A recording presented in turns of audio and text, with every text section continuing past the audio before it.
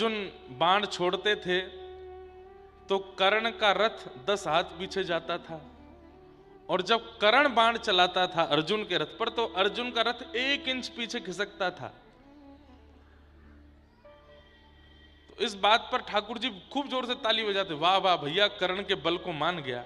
तो अर्जुन फिर से बाण चढ़ा करके 10 हाथ पीछे और खिसकाता।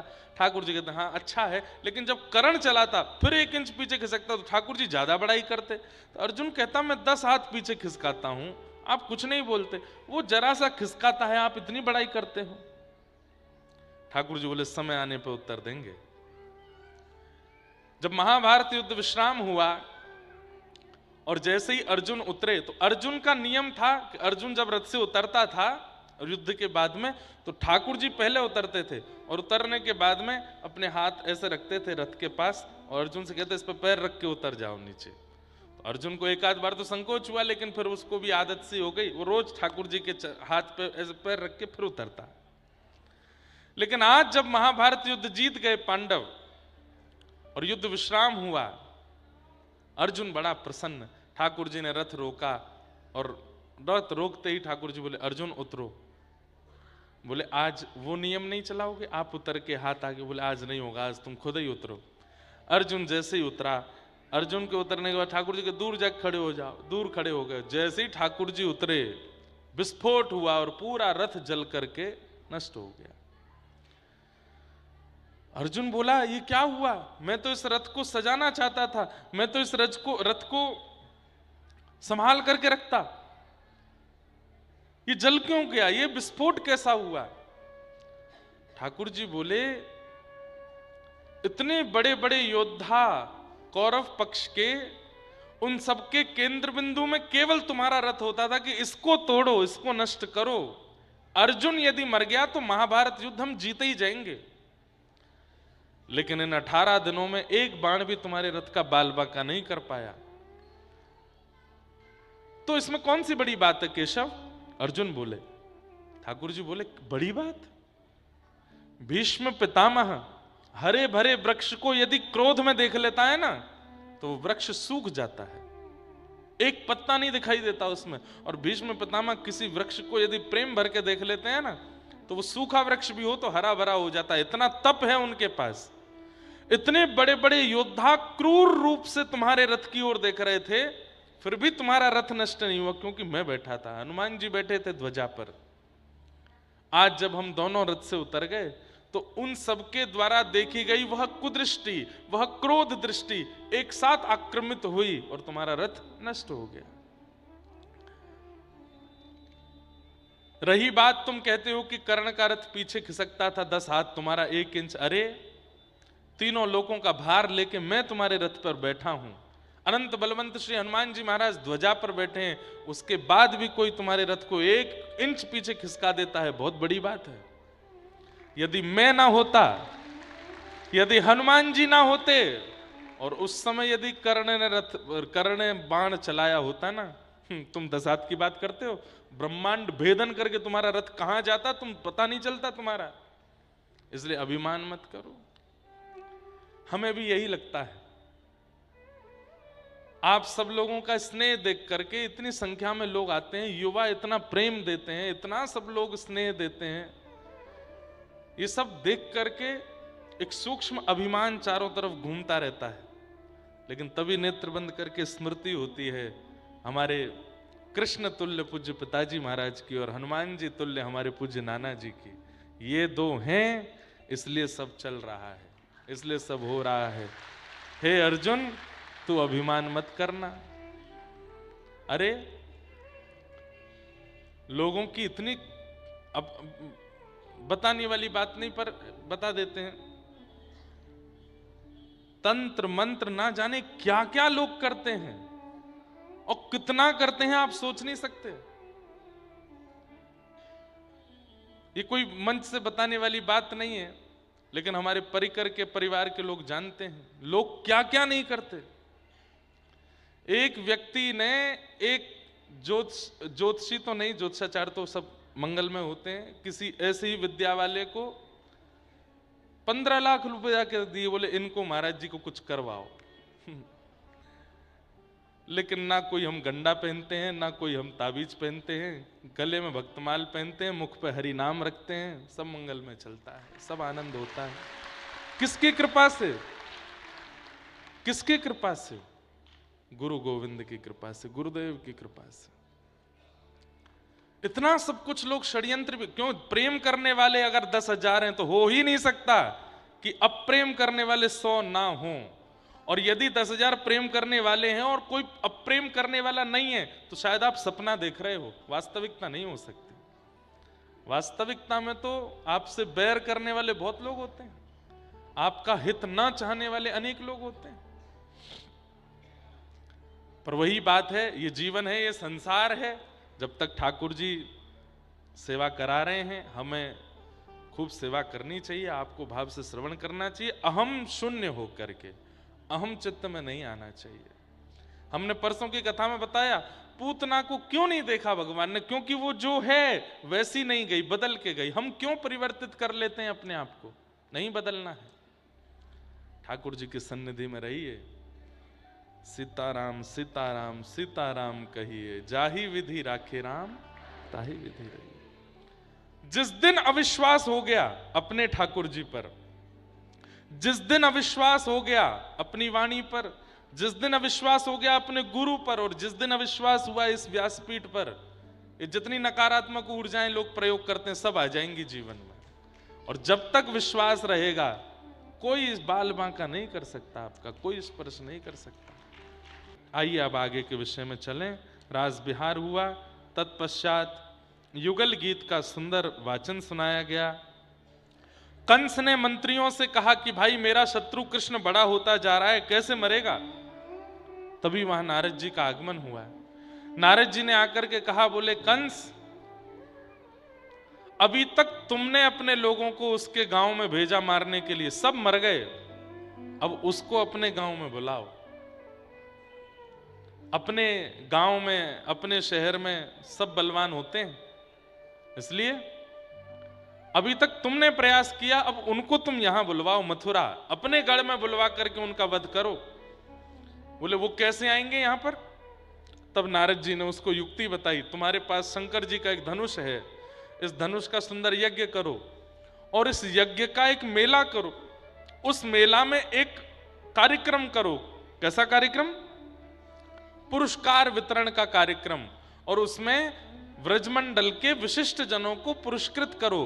किसानी में जिसने अच्छा कार्य किया उसको पुरस्कार दो, यमुना जी के नाव चालकों में से किसी एक विशिष्ट को पुरस्कार दो, दूध विक्रयकर्ताओं को पुरस्कार दो, व्यापारियों को पुरस्कार दो, और उन्हीं पुरस्कारों की श्रृंखला में 2 नाम रखना, कृष्ण और बलराम।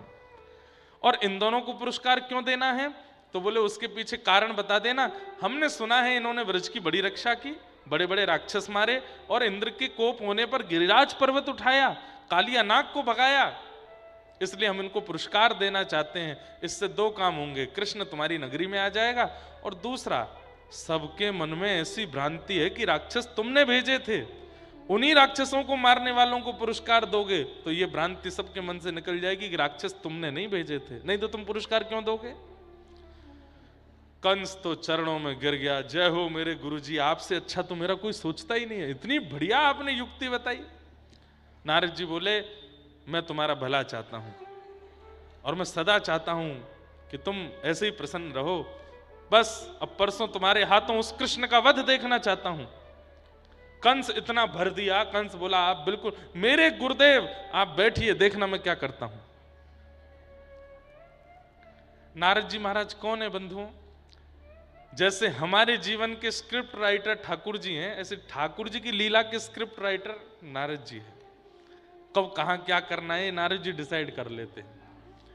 यहां कंस को चेता करके सीधे पहुंचे वृंदावन।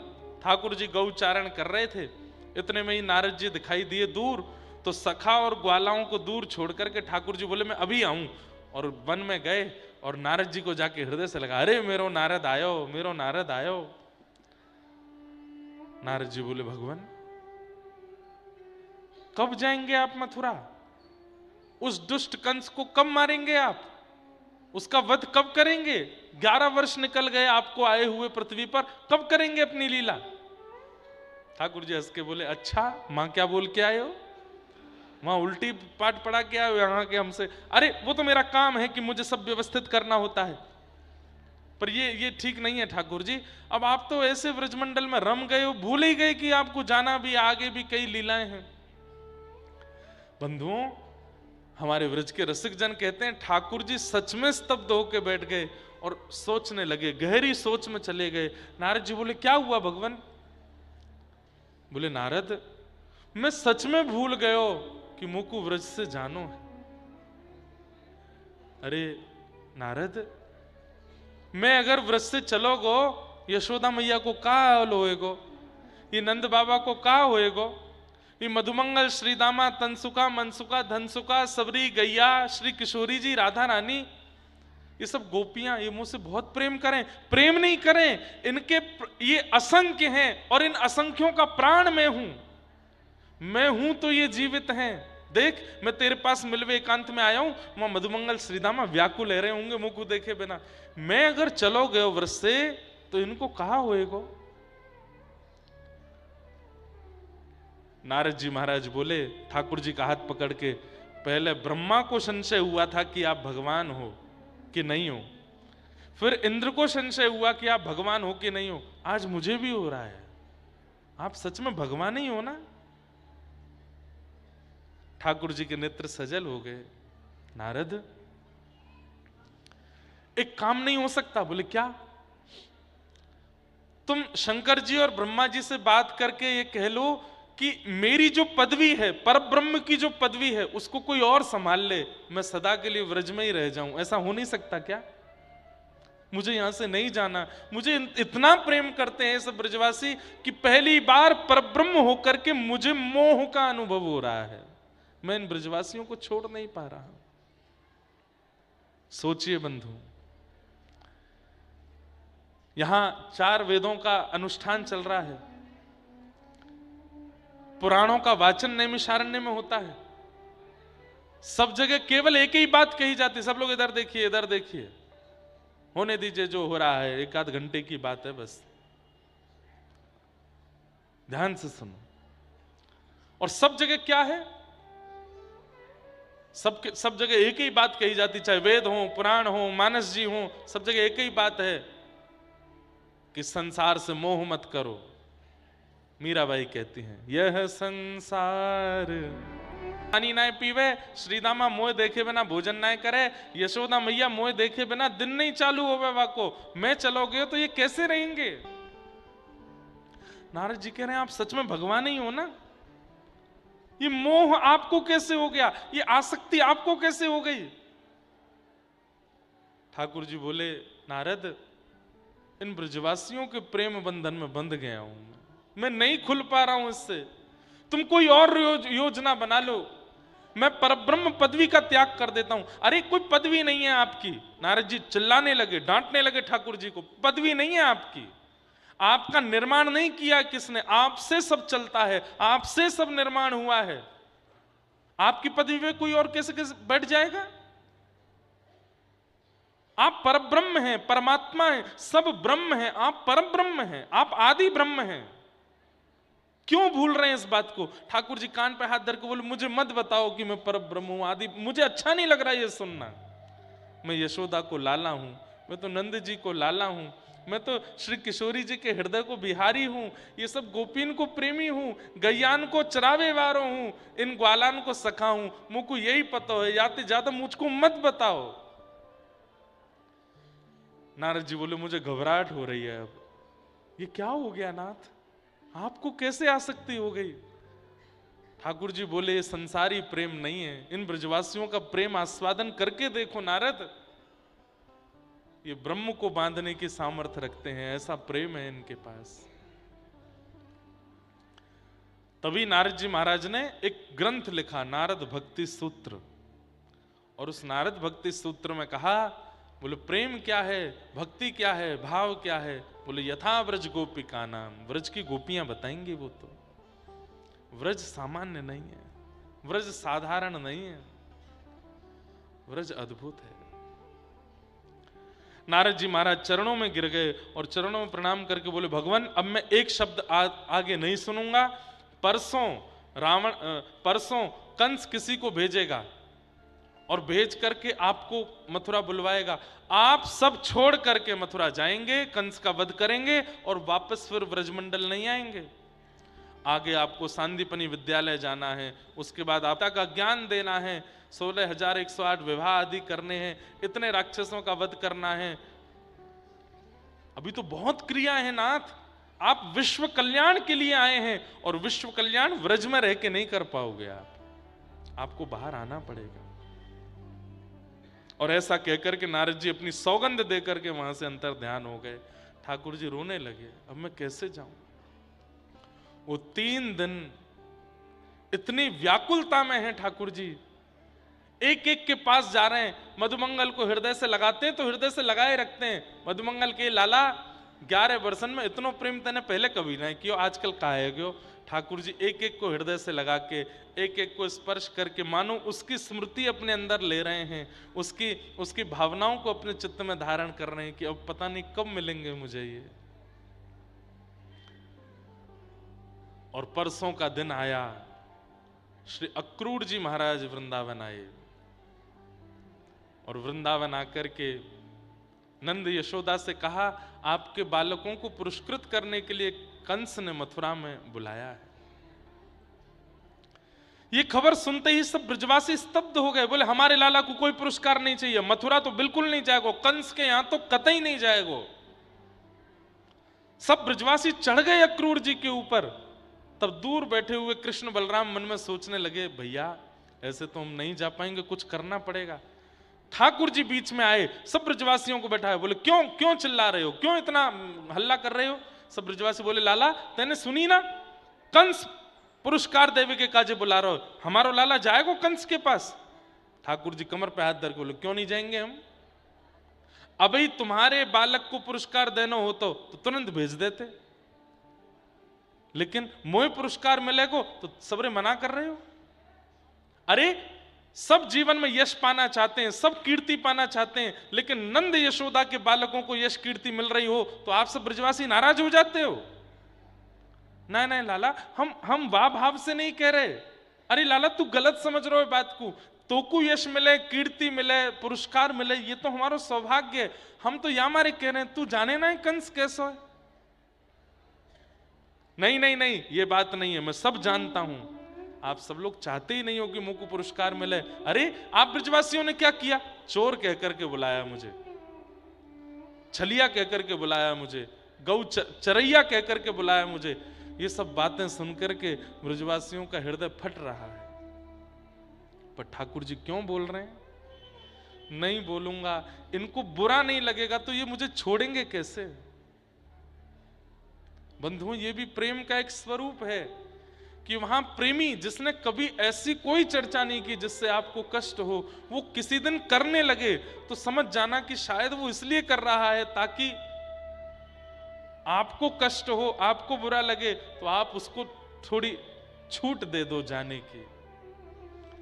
ठाकुर जी बोले, प्रेम प्रेम में मैं निकल नहीं पाऊंगा यहां से, इनको कष्ट देना पड़ेगा मुझको। अरे छड़ी लेकर के मेरे पीछे भागे, इतने राक्षस आए, एक ने भी आकर के मुझसे कभी पूछी, लाला तुमको कोई कष्ट तो नहीं, कोई संकट तो नहीं। कालिया नाग, काली देह में कूद करके मैंने कालिया नाग को मर्दन किया, कोई ने आकर के पूछी, लाला तेरे अंदर विष तो नहीं चलोगे। कितनी रात्रि तक ज्वर में रहे हो, मैया को भी नहीं पता चलने दी मैंने। इतना सब कछु सह करके मैं आज बैठा हूं और आज मुझको पुरस्कार मिल रहा हो तो सबरे लड़ रहे हो कि हमारे लाला को पुरस्कार नहीं मिलेगा, ये तो चोर ही रहेगो, ये तो सदा गैयान को चरावे वारो ही रहेगो, ये तो सदा मट्टी में ही खेलेगो। सब ब्रजवासी शांत हो गए। नहीं लाला, हमारे मन में बिल्कुल मत बोलो, मैं सब जानू तुम्हारे मन में क्या चल रहा है। सब यशोदा मैया की ओर देखने लगे। यशोदा मैया आकर के ठाकुर जी से बोली, लाला आज ऐसा क्यों लग रहा हो कि तू कृष्ण नहीं है। अरे इन ब्रजवासी को तू डांट रहा है, इतना प्रेम करने वाले, इतना स्नेह देने वाले इन सब ब्रजवासी से तू ऐसे बात कर रहा है। तू को प्रेम नहीं दियो कोई ने।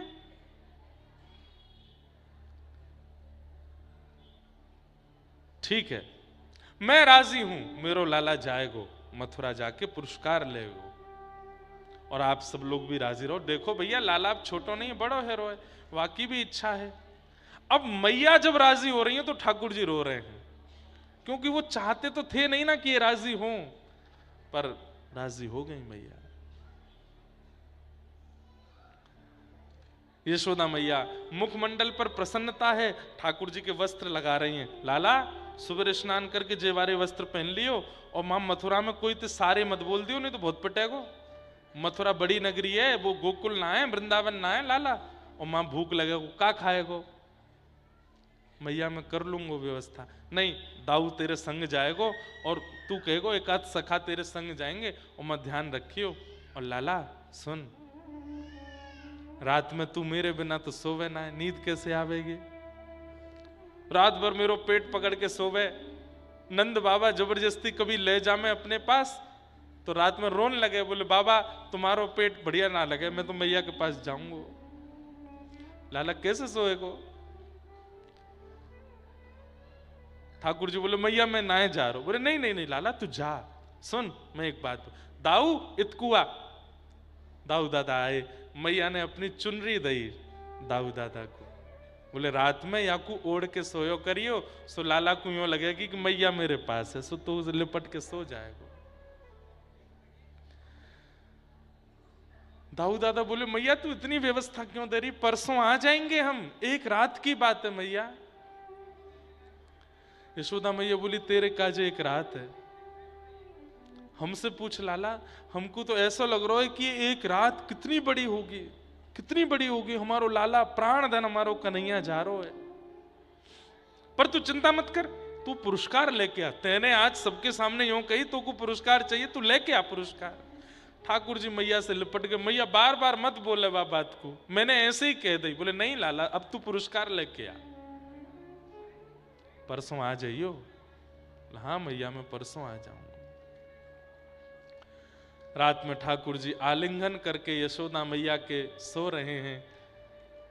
हृदय पर अपना शीश रखा है ठाकुर जी ने, और गहरी सांस ले रहे हैं। क्यों? यशोदा मैया की तन की सुगंधी को अपने अंदर धारण कर रहे हैं कि अब ये सुगंधी कब आवेगी मुख को,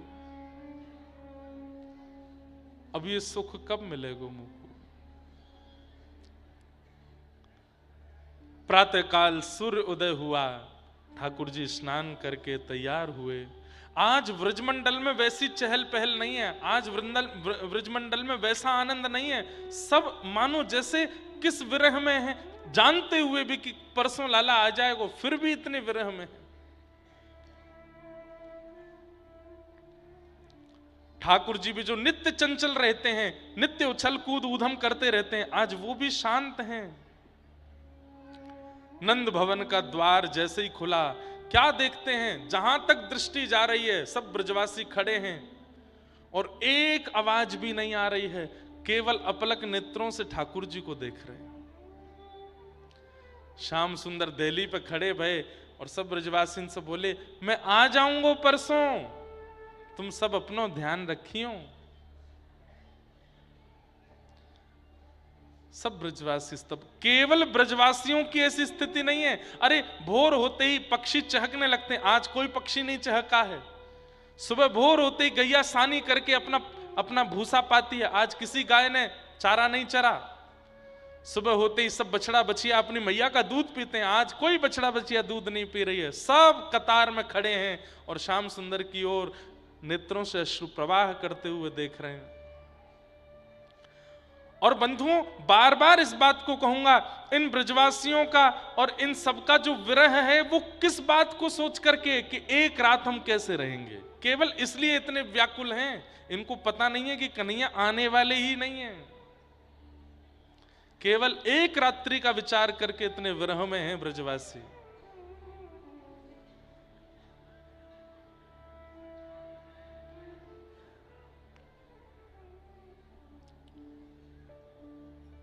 ठाकुर जी सब ब्रजवासियों से मिलते हुए जैसे रथ के पास पहुंचे, किशोरी जी वहीं खड़ी हैं। बंधुओं, ये सब प्रसंग हमारे व्रज के साहित्य में है, ज्यादा विस्तृत भागवत में नहीं है। ठाकुर जी किशोरी जी से कहते हैं, हे श्यामाजू, आप तो सब जानते हो, आप तो सब अनुभव है कि मेरा जाना आवश्यक क्यों है, आगे की लीला संपादित करनी है, कृपा करके मुझे आज्ञा दो। श्री राधा रानी कहती हैं, कन्हैया, कोई व्यक्ति अगर अच्छे कार्य के लिए जा रहा हो तो उसको टोकना नहीं चाहिए, और अगर प्रेमी दूर जा रहा हो तो प्रेमिका वो कैसी जो उससे ये ना कहती हो कि क्यों जा रहे हो। अगर मैं ये पूछती हूं कि क्यों जा रहे हो तो टोक लगती है, और टोक लगेगी तो आपका सत्कार्य कैसे होगा। और अगर मैं ये ना भी पूछूं कि क्यों जा रहे हो तो मैं प्रेयसी कैसी जो अपने प्रेमी को दूर जाने पे पूछ भी नहीं रही है कि क्यों जा रहे हो। इसका उत्तर मुझे क्या देना चाहिए, आप स्वयं बता के जाइए। मैं क्या करूं, आपसे पूछूं, ना पूछूं, शांत रहूं, मौन रहूं कि कुछ बोलूं, मुझे बताओ।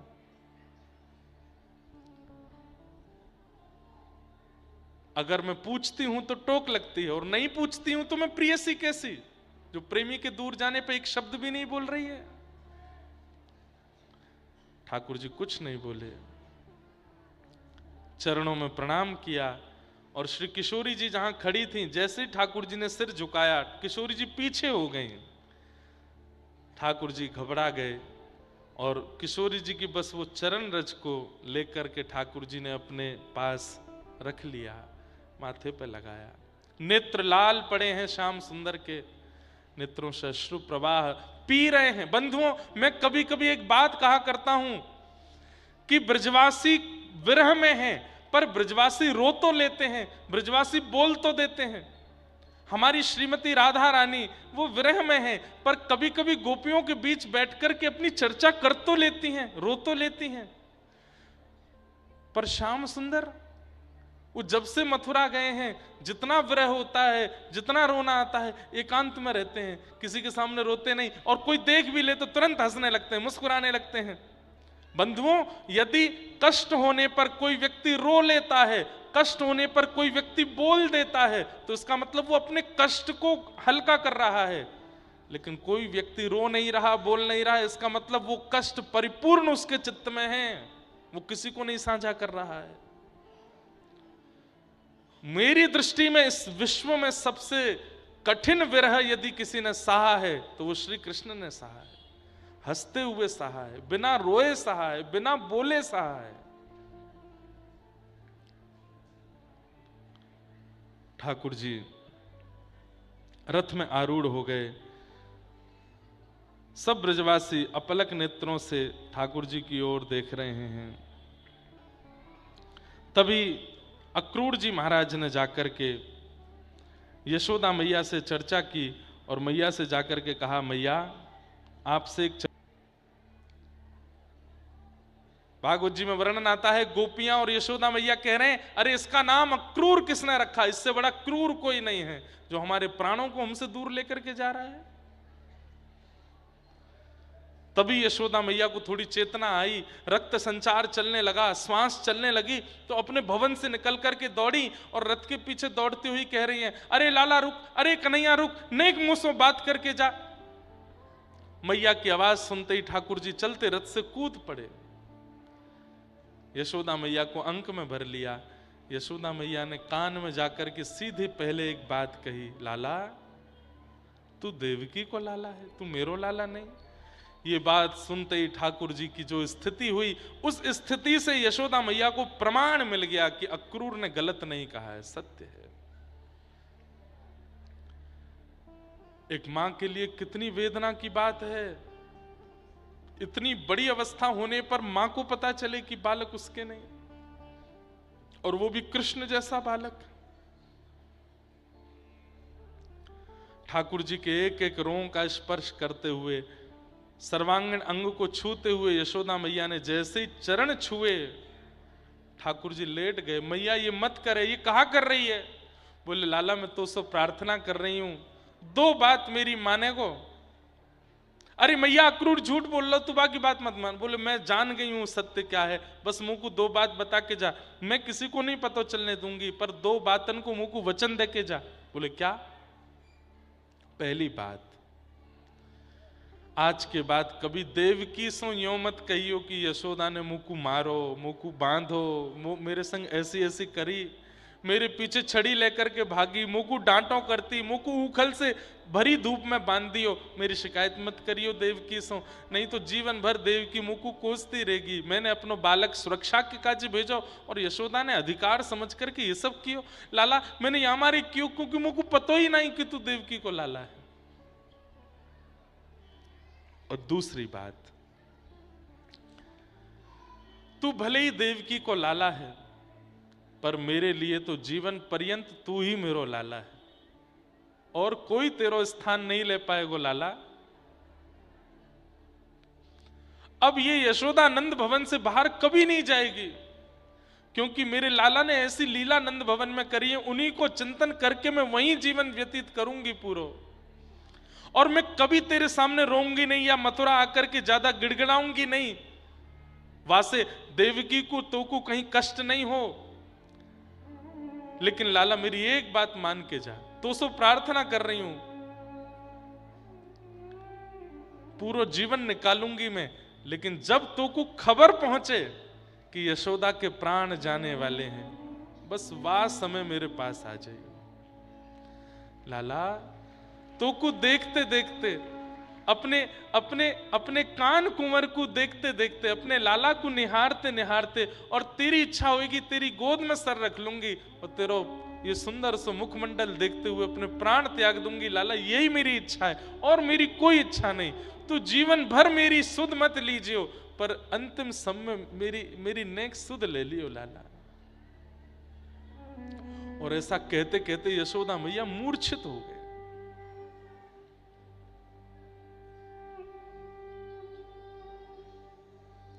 ठाकुर जी आकाश की ओर देखते हैं, 33 कोटि देवताओं को देख करके प्रार्थना कर रहे हैं, मुझे ब्रज से दूर मत करो।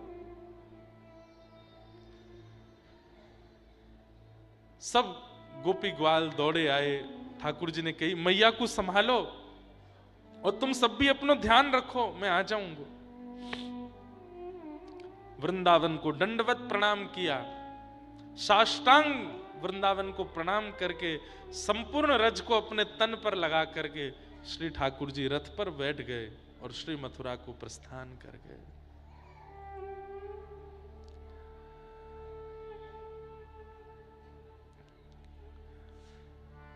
हमारे श्री परमानंद दास जी एक पद गाते हैं, व्रज के विरही लोग बेचारे, व्रज के विरही लोग बेचारे, बिन गोपाल ठगे से ठाड़े, बिन गोपाल अति दुर्बल तनहारे, अति दुर्बल व्रज के विरही लोग बेचारे, व्रज के। अरे कोई अंगूठी चुरा ले जाए, गले का हार ले जाए, फिर भी एक जीने की संभावना लगती है कि कोई बात नहीं जी लेंगे, पर कोई सब कुछ ही लेकर के चला गया हो, पत्नी भी ले गया, बच्चों को भी ले गया, घर भी ले गया, माता पिता भी ले गया, जीवन सर्वस्व ले गया, कुछ भी छोड़ करके नहीं गया, तो व्यक्ति ठगा सब ठाड़ा रहेगा। उसे यही सोचता है अब मैं करूं क्या, अब मेरे जीवन का अस्तित्व क्या है। ऐसी स्थिति ब्रजवासियों की हो गई है। हमारा प्राण है कृष्ण, चले गए। और ब्रजवासी तो पता है ये आपस में चर्चा कर रहे थे, अरे अभी देखियो ये रथ नेक दूर जाएगो, कन्हैया जा ही नहीं पावेगो, दौड़ के आ जाएगो, हमारे बिना को मन ही नहीं लगेगो। लेकिन थोड़ी देर हो जाने पर जब ठाकुर जी नहीं आए तो दूसरे कहते हैं तू तो कह रो लाला आवेगो, वो तो आयो ही नहीं। तो उसको भी ऐसा लगता है मैंने तो कितने विश्वास से कहा था कि कन्हैया आ जाएगो, कहीं ऐसा तो नहीं कन्हैया ठग करके चलोगे हमारे संग? हाँ। मात यशोदा पंथ निहारे, मात यशोदा निरखत साँझ सवारे, निरखत साँझ सवारे। जो कोई कान कान कर बोले, जो कोई कान कान कर बोले, अखियन बहत पनारे, अखियन बहत पनारे। ब्रज के बिरही लोग बेचारे, ब्रज के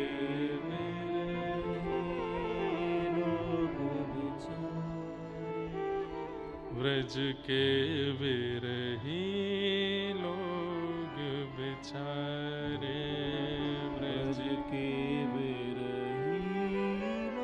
यह मथुरा कागज की रेखा न निकसे ते कारे, परमानंद स्वामी बिन ऐसे ज्यों चंदा बिन तारे।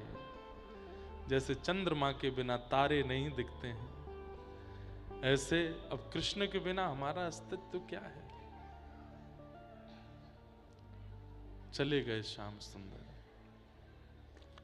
अब प्रकट लीला में तो बंधुओं चले गए ठाकुर जी, पर अप्रकट लीला की भावना ऐसी है, वृंदावनम परित्यज्य पादमेकम न गच्छति। जैसे ही वृंदावन की सीमा पर रथ पहुंचा ठाकुर जी का, ठाकुर जी ने तुरंत अक्रूर जी का कंधा पकड़ा, बोले रोको रथ यहीं पर।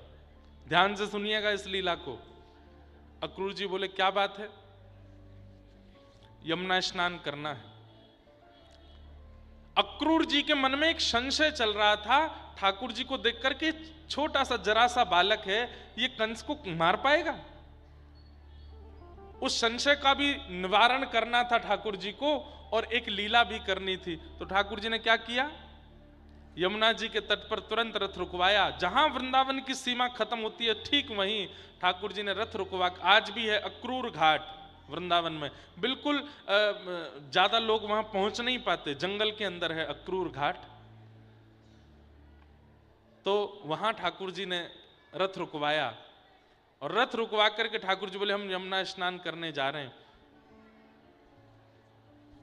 यमुना स्नान करके ठाकुर जी लौट करके आए। अक्रूर जी महाराज बोले मेरी भी इच्छा हो रही है, मैं भी स्नान करूं। बोले जाओ। अक्रूर जी ने जैसे ही यमुना जी में गोता लगाया, भीतर जाकर के आंख खोल करके देखा, तो वही दो भुज श्री कृष्ण जो रथ पर बैठे हैं, वो सर्वांगीण अपनी मायाओं के साथ शंख चक्र गदा पद्म धारण करके शेष नाग पर पौड़े हुए यमुना जी के भीतर दर्शन दे रहे हैं। जब वही छवि चतुर्भुज रूप में भीतर देखी, अक्रूर जी घबराए, तुरंत निकल करके बाहर देखा तो वही ठाकुर जी दो भुज में खड़े हैं। पुनः भीतर जाकर के देखा तो वो छवि दिखाई नहीं दी। इस पूरे संदर्भ में लीला क्या हुई, बहुत ध्यान से सुनिएगा। ठाकुर जी ने दो रूप धारण किए। एक ठाकुर जी का ऐश्वर्य रूप है और एक ठाकुर जी का प्रेम स्वरूप है। कर्तुम अकर्तुम अन्यथा कर्तुम समर्थ ईश्वर। हमारे अंदर ऐश्वर्य और प्रेम एक साथ निवास करता है, पर ठाकुर जी हैं, वो चाहें तो दो रूप बना सकते हैं। तो ठाकुर जी ने अपने ऐश्वर्य रूप को यमुना जी में भेजा। जैसे ही अक्रूर जी ने उसका दर्शन किया, गोता अंदर लगाया, तो प्रेमी श्री कृष्ण रथ से उतर के चले गए और यमुना जी के भीतर दिखने वाले जो ऐश्वर्य कृष्ण थे, वे दो भुजा धारण करके रथ पर विराजमान हो गए। और मथुरा, द्वारिका, महाभारत आदि ये सारी लीलाएं ठाकुर जी के ऐश्वर्य रूप ने की है। प्रेमी स्वरूप ठाकुर जी का तो सदा वृंदावन में ही रहता है, वो वृंदावन छोड़ के कभी नहीं जाता। या फिर ऐसा कह लूं, बुद्धि और मन ये दो हमारे जीवन को चलाती हैं। ये दोनों एक नहीं होते, बहुत मुश्किल होती है जब ये दोनों एक हो जाएं। तो ठाकुर जी का जो मन है वो वापस वृंदावन को चला गया, और ठाकुर जी का जो पौरुष बुद्धि है वो आगे की लीला में है। इसलिए आप मथुरा लीला से द्वारिका लीला तक जब सुनेंगे तो ऐसा लगेगा ये वही कृष्ण है जो माखन चुराते थे, ये वही कृष्ण है जो रास करते थे, ये वही कृष्ण है जो यशोदा मैया के पीछे पीछे दौड़ते थे। ये अंतर क्यों लगने लगता है? अचानक से वही श्री कृष्ण इतने ऐश्वर्यवान कैसे हो जाते हैं? मुख से गीता का ज्ञान निर्झरित हो रहा है, सुदर्शन चक्र चल रहा है, गदा लेकर के ठाकुर जी दौड़ रहे। अच्छा, वृंदावन में ठाकुर जी ने किसी को सुदर्शन चक्र से नहीं मारा, किसी को गदा से नहीं मारा, सबको हाथ और पैरों से ही कृपा की सबके ऊपर। लेकिन मथुरा आते ही ठाकुर जी ने चतुर्भुज रूप धारण कर लिया, और चतुर्भुज रूप में पूरी लीला कर रहे हैं। इसका मतलब क्या है? वो ऐश्वर्य स्वरूप है ठाकुर जी का। वृंदावनम परित्यज्य पाद में कम न गच्छति। वृंदावन छोड़ करके ठाकुर जी एक पग भी कभी भार नहीं रखते हैं।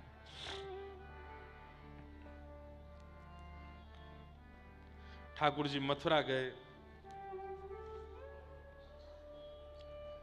प्रसंग बहुत सुंदर है, परंतु विरह का प्रसंग हमारे व्रज वाले ज्यादा कह नहीं पाते।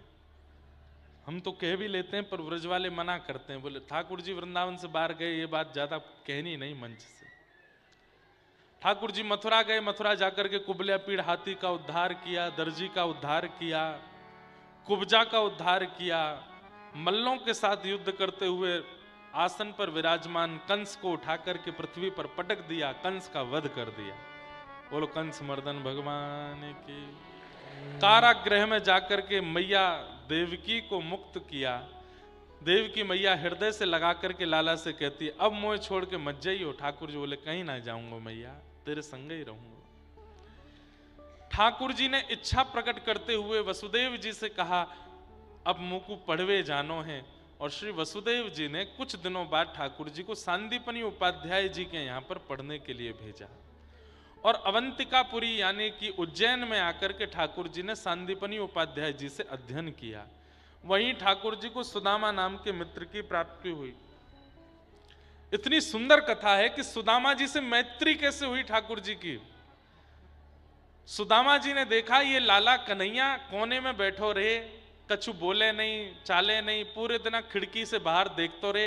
इतने ठाकुर जी व्याकुल चित्त में रहते थे, केवल अपना पढ़ाई करना, भोजन करना और कोने में बैठे बैठे व्रज को याद करना। तब सुदामा जी के चित्त में आई और सुदामा जी ने जाके धीरे धीरे ठाकुर जी को खोलना शुरू किया। लाला तू काय को इतने विरह में रहे, कहा बात है? तब ठाकुर जी ने सब बात बताई।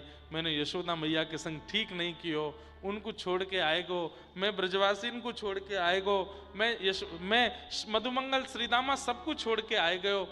तो सुदामा जी को लगा कि ये इतने रो रहे हैं, इनको सुख कैसे दूं। तो सुदामा जी एक एक व्यक्ति के बारे में पूछते, अच्छा मधुमंगल कैसो है? तब ठाकुर जी कहें ऐसी टेढ़ी सी चाल चले, ऐसी धोती पहने, ऐसी बगलबंदी पहने, ऐसे सिर पर पटका बांधे और ऐसे बोल बोले, वाको स्वर ऐसो है। तो श्री सुदामा जी मधुमंगल की जैसी धोती बगलबंदी पाग पहन के और उसके स्वर में बोलते हुए कन्हैया के पास, कन्हैया। ठाकुर जी कान खड़े हो जाते हैं, मधुमंगल, अरे मेरो मधुमंगल आयो। बाहर आकर के देखते हैं तो श्री सुदामा जी मधुमंगल बने हैं। ठाकुर जी से कहें आज मुकु सुदामा मत माने, आज मुकु मधुमंगल मान के मेरे संग लीला कर। तो ठाकुर जी को इतना सुख मिलता। ब्रज के वियोग में व्रज का अनुभव सुदामा जी ने कराया, इसलिए ठाकुर जी ने उनको अपने हृदय का सबसे प्रिय सखा बनाया। क्या समझ में आई बात? कभी कभी ठाकुर जी के आगे आप इंद्रेश बन के ही मत रहो, ठाकुर जी के आगे जो हो वैसे ही मत रहो। ठाकुर जी के जो सखा हैं, कभी कभी उन सखाओं का भाव अपने चित्त में, कभी किसी गोपी का भाव अपने चित्त में, कभी ठाकुर जी के प्रियजनों का भाव, सूरदास जी का भाव, कुंभनदास जी का भाव, ऐसे भाव लेकर के ठाकुर जी के सामने बैठो, ताकि ठाकुर जी को उनकी स्मृति होती हो तो वो आपके अभिनय से पूर्ण हो जाए। अरे सच्ची घटना है, गुजरात में एक मंच पर अभिनय करने वाला नरसिंह मेहता का अभिनय कर रहा था। नरसिंह मेहता जैसे कपड़े, नरसिंह मेहता जैसा एक तारा, करताल हाथ में लेके, तिलक स्वरूप लगा करके मंच पर आता था। और जैसे नरसिंह मेहता गाते थे ठाकुर जी के विरह में, ऐसे ही वो गाने लगा।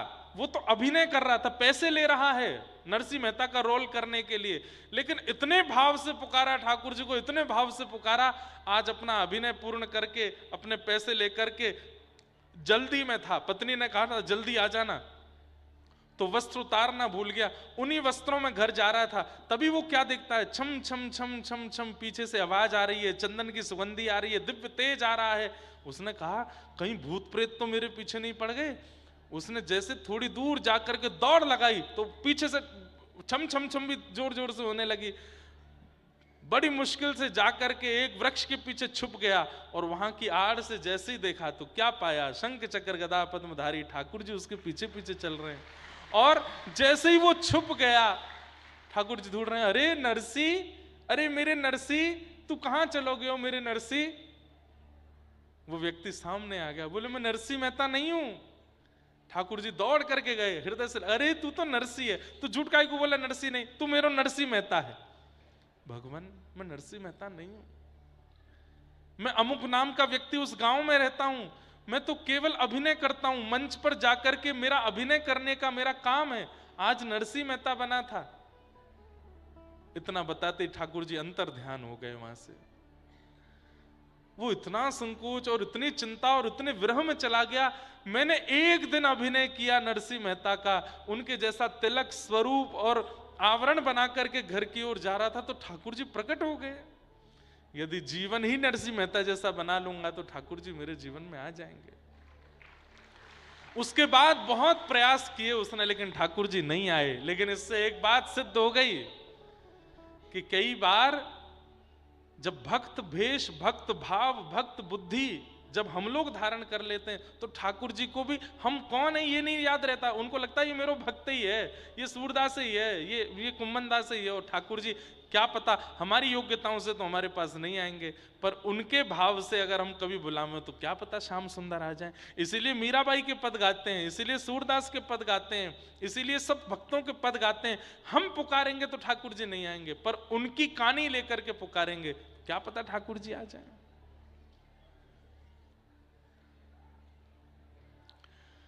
तो श्री सुदामा जी इतने प्रिय मित्र क्यों हैं ठाकुर जी के? क्योंकि सब सखाओं का अभिनय करके ठाकुर जी को सुख देते हैं। और एक दिन तो हद ही हो गई, बोले क्या, सुदामा जी मौका पाके गुरु मां की साड़ी चुरा लाए और यशोदा मैया बन के आ गए। ठाकुर जी तो इतने रोए उस दिन मैया से गले लग के, अरे मेरी मैया आ गई, मेरी मैया। इसलिए जितने दिन ठाकुर जी विद्यालय में रहे, सुदामा जी को एक क्षण के लिए भी ठाकुर जी ने छोड़ा नहीं। यहां पर यह बात नहीं कही जाएगी कि सुदामा जी ने ठाकुर जी को नहीं छोड़ा, यहां यह कहा जाएगा ठाकुर जी 24 घंटा हाथ पकड़ के रखते सुदामा जी का, तुम होते दूर नहीं जाओ, मेरे पास रहे। इतना प्रेम ठाकुर जी सुदामा जी से करते हैं। कुछ वर्ष बाद ठाकुर जी लौट करके मथुरा आए। ठाकुर जी को राजकुमार कहकर के सब मथुरावासी पुकारने लगे। भगवान को फिर भी व्रज की याद आई तो श्री उद्धव जी को व्रज भेजा। उद्धव जी व्रजमंडल जाकर के सब दर्शन करके आए। 6 महीना बाद लौटे, बोल के गए थे शाम तक आ जाऊंगा, 6 महीना बाद लौट करके आए। ठाकुर जी ने संपूर्ण व्रज का अपने पास दर्शन। ये बंधुओं, ये जो पूरा सत्र आपने सुना ना, व्रज से गमन तक, उद्धव जी के व्रज गमन तक, ये पूरा सत्र इतना सुंदर है, इसको 7 दिन में कहा जाए तो आनंद आवे। ठाकुर जी का व्रज से मथुरा आगमन और फिर उद्धव जी का व्रज गमन, उद्धव गोपी संवाद बहुत सुंदर है। उद्धव जी के साथ ठाकुर जी फिर मैत्री कर लिए और ये ठाकुर जी के दूसरे सखा हुए। 3 सखा हैं भगवान के केवल, सुदामा, उद्धव और अर्जुन। कोई कहे मधुमंगल, श्रीदामा, तंसुका, मनसुका, ये कौन है? बोले ये तो भगवान के प्राण हैं, ये सखा नहीं है। सखा ठाकुर जी के 3 ही हैं पूरी कृष्ण लीला में। इन 3 के अलावा चौथा सखा नहीं है ठाकुर जी का, उद्धव, अर्जुन और सुदामा। ठाकुर जी ने जरासंध के साथ 17 बार युद्ध किया, 18वीं बार भगवान रण छोड़ करके द्वारिका पहुंचे हैं। बोलो रण छोड़ राय भगवान की। द्वारिका जाकर के ठाकुर जी ने नवीन नगरी विश्वकर्मा से निर्माण कराई। वहां रेवत राजा की कन्या के साथ, रेवत राजा की पौत्री के साथ में श्री बलराम जी का विवाह हुआ। बोलो रेवती रमण भगवान की। और फिर कौंडन्यपुर के राजा भीष्मक की पुत्री रुक्मणी जी के साथ में भगवान का विवाह हुआ। बोलो रुक्मणी रमण भगवान की। इस प्रकार ठाकुर जी का विवाह संपन्न हुआ। आगे बंधुओं अनेक ठाकुर जी के विवाह हुए। अष्ट प्रमुख विवाह हैं। अष्ट प्रमुख विवाह के बाद ठाकुर जी का सुंदर भौमासुर के साथ में युद्ध हुआ और वहां से 16,100 राजकुमारियां जो बंदी थीं उनको मुक्त करा करके ठाकुर जी ने उनके साथ भी विवाह किया। ऐसी द्वारिकाधीश की मधुर लीला है। मधुर आनंद ठाकुर जी कर रहे हैं द्वारिका जाकर के। भगवान के अष्ट प्रमुख विवाह जो हुए वो कौन हैं?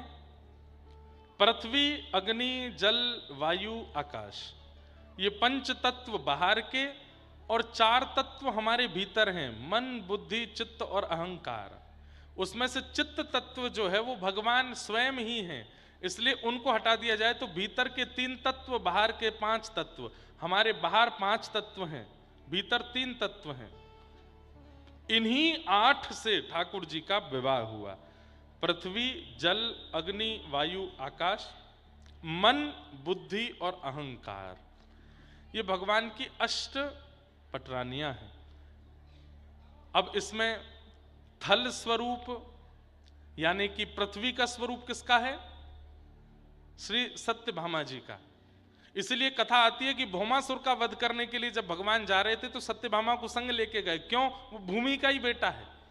और जब इसका जन्म हुआ था तब ज्योतिषियों ने भूमि देवी से कहा था कि इसको भगवान मारेंगे, तो भूमि देवी ने जाके ठाकुर जी से कहा मेरे पुत्र को कभी मत मारना। भगवान बोले जब तक तुम नहीं कहोगे नहीं मारेंगे। वही भूमि जब सत्यभामा बनकर के भगवान की पत्नी बनकर के आई तब ठाकुर जी युद्ध करने के लिए भौमासुर के पास गए। बहुत देर तक भौमासुर को नहीं मारा तो रथ में बैठी बैठी सत्यभामा बोल पड़ी, ठाकुर जी आप इस दुष्ट को मार क्यों नहीं देते? भगवान बोले यही प्रतीक्षा कर रहे थे कि आप बोलो, और तुरंत भगवान ने भौमासुर का वध किया। तो भूमि तत्व कौन है? सत्यभामा। जल तत्व कौन है? कालिंदी श्री यमुना। यमुना जी जल तत्व है। हे मारा घट मां विराजता श्रीनाथ। किसी की मृत्यु नहीं हुई, बोले नहीं हुई, यही तो दक्षिणा मांगी थी कि कोई मरेगा नहीं, सब बैठे रहो सुनते रहो। तो भैया प्रसंग बहुत बड़े हैं। अभी एकादश स्कंद है, इस पर महीना भर प्रवचन किया जाए तो भी कम है, इतना अद्भुत। लेकिन हम सब जगह विभाजन कर रहे हैं, कहीं कुछ प्रसंग कहेंगे, कहीं को। हमने खुद महाराज जी से कहा कि 2029 में जब आएंगे तब राम कथा सुनाएंगे, और उसमें भी प्रयास करेंगे। मैं कोई अपने मन से नहीं कह रहा हूं, प्रयास करेंगे कि सुख रामायण जो श्रीमद् भागवत जी में सुखदेव जी ने राम कथा कही है उसको आधार पर लेकर के कहेंगे। महाराज जी बाकी आज्ञा किए 9 दिन में होनी चाहिए।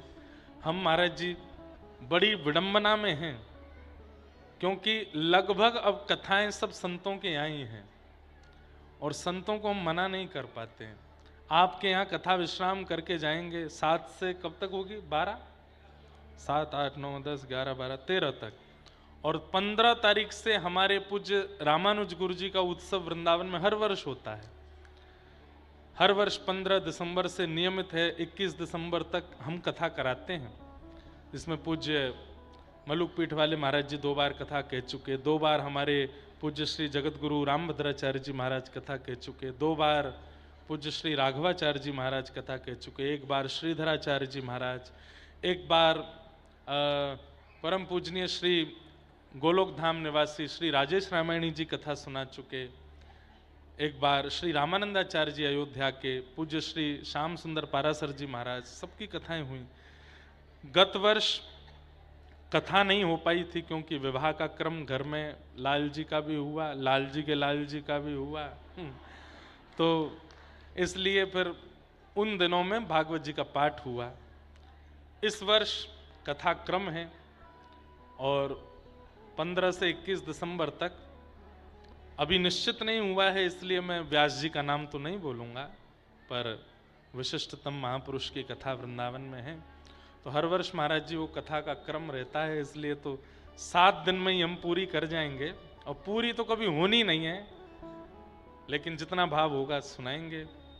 हमारे पूज्य नंदू भैया जी का भी भाव है, आपकी भी हमको आज्ञा हुई है कि 2028 में जो कुंभ लगने वाला है, सिंहस्थ ही होगा ना, हाँ, सिंहस्थ कुंभ उज्जैन में, वहाँ उज्जैन के कुंभ में श्री नंदू भैया जी के माध्यम से वहाँ भी हम कथा सुनाने के लिए आएंगे। हाँ? खाटू धाम के नाम से शिविर लगेगा, हाँ? 2.5 लाख स्क्वायर फुट में लगेगा। अब वहां तुम बैठे नहीं, लेट के कथा सुन लेना, इतना बड़ा बनेगा। खूब आनंद होगा। वहां पे और भी कथाओं के क्रम होंगे, पर आपकी आज्ञा हुई है तो हम भी कथा सुनाने के लिए श्री महाकाल भगवान की नगरी में आएंगे। और इस वर्ष हमारी खाटू श्याम जी में कथा भी है दिसंबर में, 22 दिसंबर से 28 दिसंबर, 22, 23, 24, 25, 26, हाँ 28 तक, 22 से 28 दिसंबर तक श्री खाटू श्याम जी में कथा भी है इस वर्ष। हमारे प्रेमी हैं, पूज्य पिताजी महाराज के बड़े पुराने प्रेमी हैं श्री देवकीनंदन जोशी जी, उनका भाव है, तो खाटू श्याम जी में भी इस बार कथा है। हमारे ऊपर बड़ी कृपा है श्याम बाबा की। अभी रेवासा में कथा थी पूज्य मलुकपीठ महाराज जी के यहाँ, तो गया था, मैं पहली बार दर्शन करने गया था और इतना आनंद आया, इतना सुख मिला। तो इस बार खाटू श्याम जी में भी कथा है। फिर 28 के कुंभ में नंदू भैया के पावन सानिध्य में, वहाँ पर खूब आप सब लोगों के बीच में खाटू श्याम भगवान के चरित्रों को भी कहेंगे, उनकी लीलाओं को भी सुनाएंगे और कथा कहेंगे। 29 में फिर यहाँ पे सुख रामायण की कथा सुनाएंगे। तो ये सब भाव हैं। कथाएं तो हमारी चलती रहने वाली हैं, हम रहें चाहे नहीं रहें, कथाएं होती रहेंगी। लेकिन बस ये भाव लगता है कि जब तक थोड़ी ऊर्जा है शरीर में, भाग दौड़ करके कर लें सब जगह कथा। अब आज यहाँ से कथा करके 2 मिनट के लिए कुछ जाएंगे, यज्ञ नारायण भगवान को प्रणाम करेंगे, भंडारे को प्रणाम करेंगे, श्री हनुमान जी महाराज को प्रणाम करेंगे, कुछ प्रसाद अल्प पा करके चक्र तीर्थ जाएंगे, गोमती स्नान करेंगे, फिर नैमिषारण्य ललिता देवी जी को प्रणाम करेंगे, फिर यहाँ से प्रस्थान करेंगे वृंदावन। और कल से फिर वृंदावन में आनंद होएगा अगले 7 दिन तक होली महोत्सव का। तो ये सब सुख हैं, चलते रहते हैं। वाह। तो आइए कथा को अब विश्राम की ओर ले चलें। भगवान ने ज्ञान उपदेश दिया और उपदेश देने के बाद उद्धव जी महाराज बोले, नाथ आपकी याद आए तो क्या करें हम। ठाकुर जी बोले, जब कभी हमारी स्मृति हो श्रीमद् भागवत जी की कथा सुन लेना जाकर के, क्योंकि ये मेरा ही स्वरूप है। तिरोधाय प्रविष्टोयम श्रीमद् भागवतार्णवम। श्री ठाकुर जी लीला पूरी करके अपने दिव्य चैतन्य रूप से वैकुंठ में विराज गए, पर ज्योति रूप से श्रीमद् भागवत में प्रविष्ट हो गए। तो भागवत जी साक्षात श्री कृष्ण ही हैं, उन्हीं का स्वरूप है। इस प्रकार यहाँ कथा कही गई। सब पांडव स्वर्गारोहण को चले गए, राजा परीक्षित को बना गए।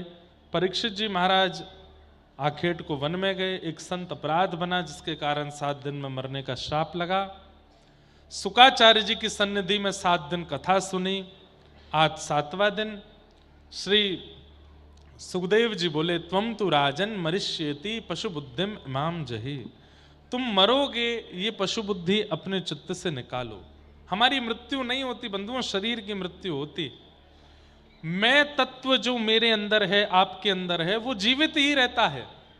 बस अगर इस जन्म में कर्म भंडार खत्म नहीं किए तो ये शरीर छोड़ के फिर दूसरे शरीर में जाना पड़ेगा। ज्यादा ही गलत कर्म कर दिए तो 84 लाख योनियों में भटकना पड़ेगा। लेकिन पवित्रतम भाव रख के अपने इस शरीर में से इस जन्म में सब क्रियाएं बहुत पवित्र करते हुए अगर निकले तो इस शरीर छूटेगा और हम परमात्मा में विलीन हो जाएंगे, ठाकुर जी के निज निज धाम में रहेंगे। फिर पृथ्वी पर कब आएंगे पता है? जब ठाकुर जी आएंगे तो उनके संग आएंगे, हम ही मधुमंगल बन के आएंगे, हम ही श्रीदामा बन के आएंगे, हम ही ठाकुर जी की गैया बन के आएंगे, हम ही ठाकुर जी की बछिया बछड़ा बन के आएंगे। मुक्त होने वाले जीवों को ठाकुर जी जब स्वयं पधारते हैं तब अपने परिकर के रूप में लेकर के आते हैं और उन्हीं के साथ पूरी लीला करते हैं। हमें पुनरपि